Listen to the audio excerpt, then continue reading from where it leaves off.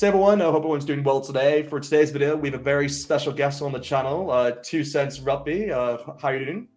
Hey Tim, man. No, I'm good. I'm doing good. Keen to talk about some Super Rugby, which is scarily close. As you can see behind me, we are still full into summer. It's cricket season, and yet, Super Rugby is just around the corner. But no, it's not a bad thing.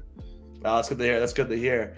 But yeah, let's just get straight into this. In terms of ones to watch players, guys, we're just going to give you guys our ones to watch players for the Super Rugby Pacific season. I mean, there's a lot of players that could stand out this year. With a World Cup obviously on the horizon, a lot of players do want to stand out and kind of make the national coaching, kind of a bit interested in that player, you could say, throughout the season. So, we'll let you start off. So just give us one of your players that you believe will be a ones to watch player. All right, I'm going to start with one of the guys from the Melbourne Rebels. He's a recent acquisition, but he's been making his name up north with the Italian squad. That's Monty Ioane.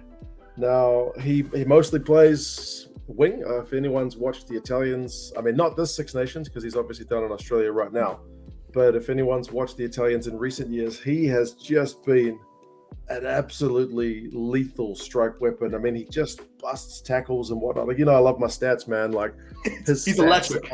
He's just beautiful every season. And like the Italians are kind of having a bit of a renaissance right now. But even when they were pretty bad, like the last couple of years, Ioane still looked really dangerous. Like he was still up there with the best players in the Six Nations, playing for a team which was getting really well beaten every week. So I think he's I'm pretty sure he's Australian native, so he's kind of back home now. So I think he's left Italy for his personal reasons. So now that he's back home, hopefully he's in a good space.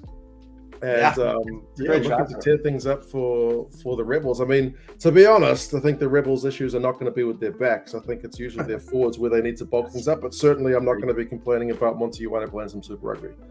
Yeah, no, I totally agree with that. Monty Ioane is definitely a great signing for the Rebels. He does bring a lot of pace, you could say, towards that Rebels back line, especially, with a lot of the departures they've had this year. It's definitely going to add towards that and kind of give them a bit more, just a better option to kind of look towards with those wings. But he's definitely a try scorer. That's why I always thought of Monty Ioane. He just knows how to score a try. And like you said, in Italy, like he just got all the stats. Like, even Italy, even though they're getting pounded within the Six Nations in previous years, he would just get so many stats in terms of running meters, tries. It's a really good addition. And he's a weapon. He's a real weapon. Yeah. So with one of mine, in terms of the first player I'm going to add, I'm going to actually go towards Australia, same as you, and I'm actually going to enter Harry Wilson into the conversation. I believe Harry Wilson is definitely a player who I think could have maybe a season to step up really in terms of, World Cup on the horizons. Eddie Jones will be looking to kind of maybe add a few players into the side. I know that Harry Wilson, if I'm not mistaken, was actually not included within the recent squad that Dave Rennie had. I think it was like the 42-man squad, which is kind of crazy to think that Harry Wilson's kind of dropped that low in terms of the kind of players in his area. But he's been brilliant for the Reds within recent within other seasons. He's only 23 years old. He's a lot to give, and for what I've seen within preseason for the Reds, he's stood out very much so far. So he's definitely one I would keep an eye out in terms of kind of the Reds season, because the Reds they're always within the playoff contention, and he's definitely someone who can definitely help them and propel them maybe even further than what they got last year. So that's definitely my player from for sure. He's a massive work rate guy. And Eddie Jones, I think he's talked a lot about some of the first things he looks at with players. It's not kind of the flashy stuff they do. It's how quickly is this guy getting up off the ground after he's been flattened, or he's at the bottom of a ruck, or he's just made a tackle.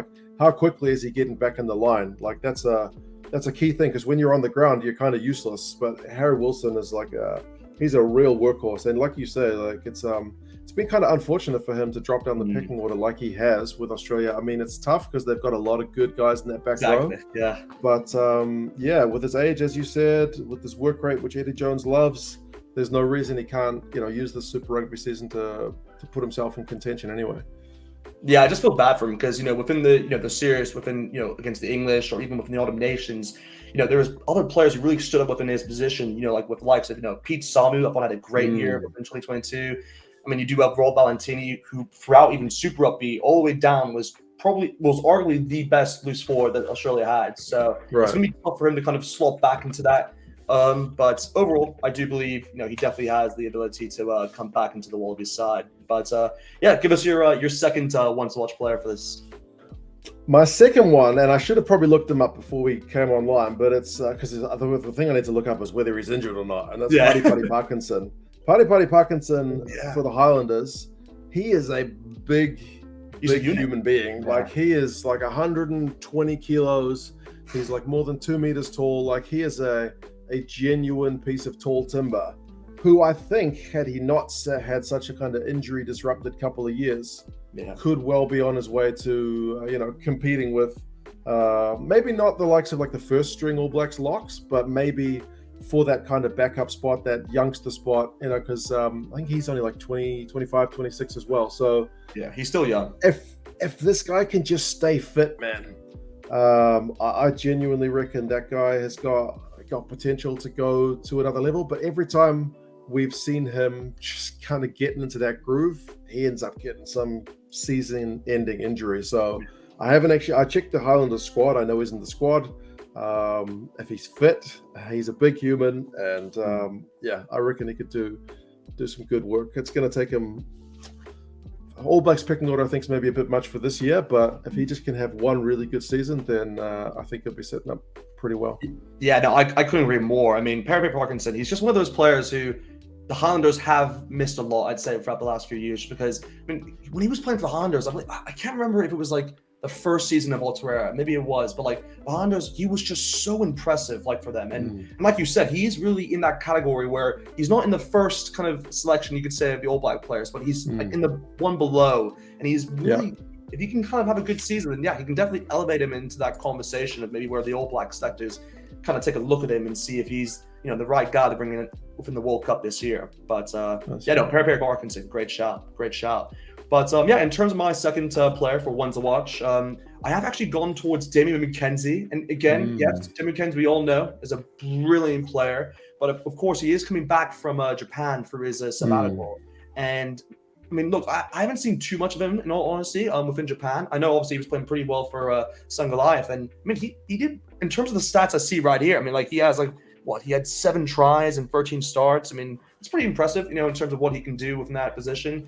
But I'm just excited to see what he can do, when he comes back, within the Chiefs setup. Because when he was playing, again, I'm going to refer back to it, but towards, Trans-Tasman and Aotearoa, that Aotearoa season where the Chiefs go into the final against the Crusaders, he was arguably the best player I've seen in a long time for New Zealand, and he just took the Chiefs over the line again and again. I think he had, if I'm not mistaken, he had 4 match-winning penalties within that season. It was incredible. I was like, this guy, it's just ice in his veins. It was incredible to see what he could do. But no, he's just a great player overall. Very excited to see him back within Super Rugby. And of course, it's just perfect timing, obviously, with the World Cup around. He is definitely going to be involved, in my opinion. But again, he just has to prove it once more that he is just has the juice, really.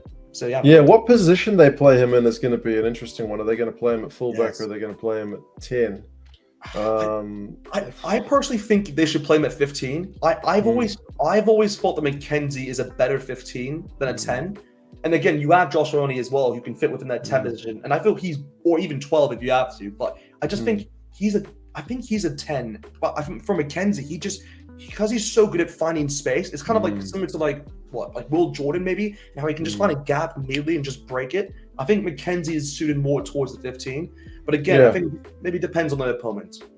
I think the space is the key point. He's a really good exponent of being able to just make guys look silly when you give them that extra bit of space. But as you said, with the World Cup on the horizon, he's that kind of utility guy who can cover multiple positions. But then I guess Beauden Barrett's been doing that a little bit as well. So exactly. I think the World Cup squads are a little bit bigger this year. I think a couple extra players. So how he fits into the scheme of things, because clearly last World Cup cycle they wanted him, like they kind of, I think, instructed New Zealand Rugby, instructed the Chiefs to kind of give him a season at 10 to so for the World Cup he could legit cover 10, 15, and then he got injured and didn't get to go to the World Cup anyway. It was just I'll be keen to see how he goes as well. I think that's a really going to be an interesting storyline to follow anyway. For sure. But yeah, let us know your third and final player in terms of the last one, because I've gone with one for an Aussie squad, gone for one with a Kiwi. I've kind of gone with a split. I've gone with a Kiwi playing his rugby in Australia, and that's Chase Tialata. Oh yes, he's moved over to the Western Force, and they clearly think he's going to be an important guy, because I've seen some of their social media stuff, the Force, and they're already putting him as kind of one of their front, like the face of the franchise kind of guys. So. He's an electric player. The thing I worry about with the Force is they seem to have a fair bit of turnover. Like, they lose a lot of players, bring a lot of guys in. Some of them really good names, but getting that kind of cohesion, that takes time. That's not something that just happens overnight. But Chase Tialata, I know a lot of New Zealand rugby fans really like this guy, and he's kind of unfortunate that he plays at a time when New Zealand is pretty well blessed with a lot of guys who play similar roles to him. But yeah, I think that guy, for the Force, where it's just going to be his complete focus, I don't think he's got a Rugby World Cup to worry about. I don't think he's eligible for anyone else. I could be mistaken, but I don't believe so.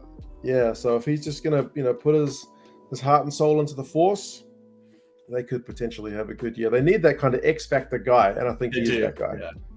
Yeah, I mean, the Western Force have a great squad actually overall, but like you said, it's just the turnover and the amount of players that departure, and then just the amount of arrivals they have in. It's kind of crazy to think. Like, I could be wrong here, but they've brought in like over 15 players. Like, it's kind of massive for what they've done. Plus a new coach, so yeah, exactly. Like, it's going to be interesting to see what they do. But I mean, on the topic of the Western Force, like, the final player that I've selected is actually Faafanga, because in my opinion, I think that's the biggest transfer I could say of this Super Rugby season, just because he is in my maybe do I say I think I still have to say Malcolm Marks, because I always had when he was back at the Lions, he was just insane in terms of try scoring. But after him, I think Faafanga is definitely the next best thing when it comes towards a try scoring hooker. And he just, I mean, if you look at his stats, like, I think he scored he scored 12 in a season, 5, 4, 5. It's just, he's just consistent, and it's just one of those things which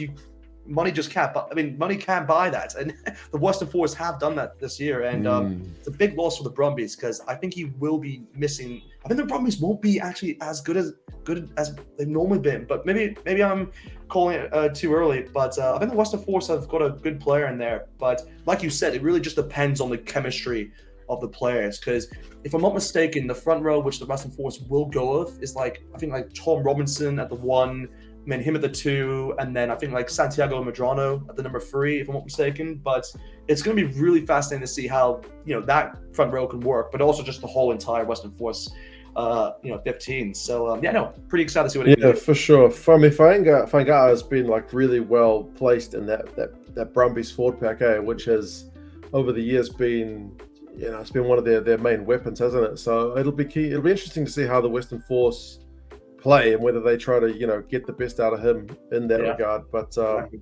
like we were just talking about the cohesion thing, that's the one thing that the Brumbies just seem to do exceptionally well. So it'll be a fun one to watch as to whether he's able to kind of bring that X factor to the Force, or was it kind of the Brumbies making him look good? We'll kind of have to wait. Exactly. Yeah, I understand you. But yeah, that's kind of it, guys. That's kind of our ones to watch players there for Super Rugby Pacific for this 2023 season. Let us know in the comments, by the way, if we missed anyone out. Let us know if there's another. Oh, we missed a lot. We missed loads. We definitely missed a lot. There's a lot we could choose from, but let us know in the comments if there's anyone that you believe could stand out this season. Other than that, of course, if you haven't heard of 2 Cents Rugby, I mean, you're under a rock, really. Definitely go to his channel. I'll put a link under the description, of course. Other than that, just thank you for coming on, and we'll see you guys next time. Cheers, Tim. Feel I'm in the mood for a switch up. I hit the function, hit the rose till I hiccup. I hit the stage and leave with money that's a stick up. She picture perfect, so I told him I'm a flick up. Feel I'm in the mood for a change up. I leave the city and return with my change up.